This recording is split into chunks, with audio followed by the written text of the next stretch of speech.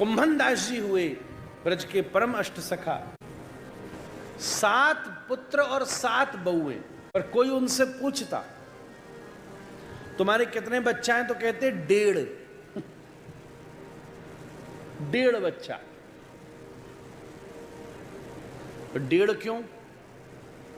बोले 5 तो बहिर्मुख, मेरे किसी काम के नहीं, ठाकुर जी की सेवा भी ना करें। एक ऐसा है जो सेवा भी करे, सुमिरन भी करे और कीर्तन भी करे।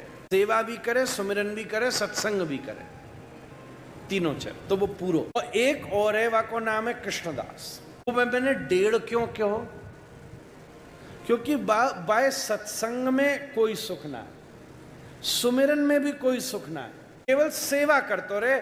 ठाकुर जी श्रीनाथ जी की गैया चरावे, सेवा में बाकी पूरी मन लग रहे हो।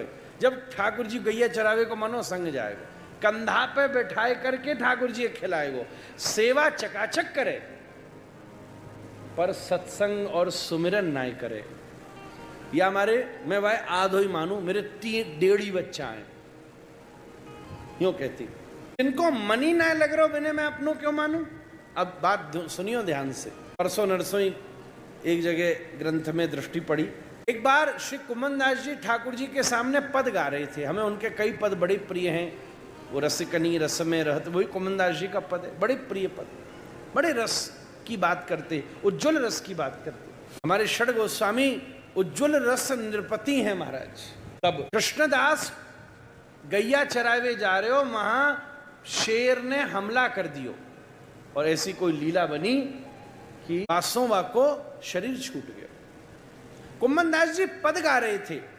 पद गाते गाते गाते गाते किसी ने आवाज दी, अरे कुंभन दास जी रुको रुको रुको, ठहरो, क्या हुआ। बोले ऐसे ऐसे कृष्णदास की मृत्यु हो गई, बाघ ने हमला कर दिया। कुंभन दास जी मूर्छित होकर गिर पड़े, रोने लगे। कुछ लोग हमारे आपके जैसे भी वहां खड़े थे, हंसी करने लगे। देखो, बड़े बनते थे साधु, बड़े बनते भगत, बड़े बनते इतने ऊंचे कि हमारे सब कुछ श्री ठाकुर जी, हमारे श्रीनाथ जी, हमें किस बात की चिंता, हमारे गोपाल, और बड़े बड़े इनने ऐसी लंबी लंबी बातें करते।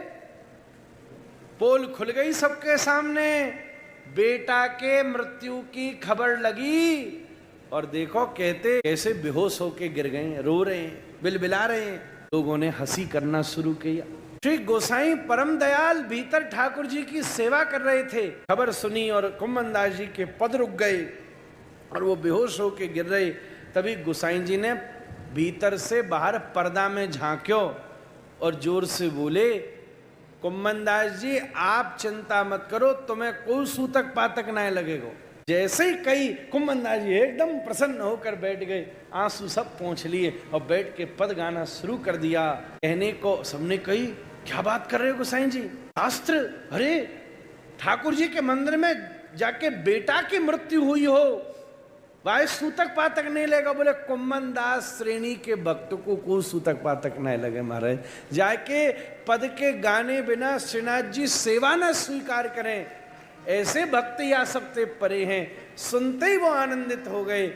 लोगों ने एकदम क्षमा मांगी।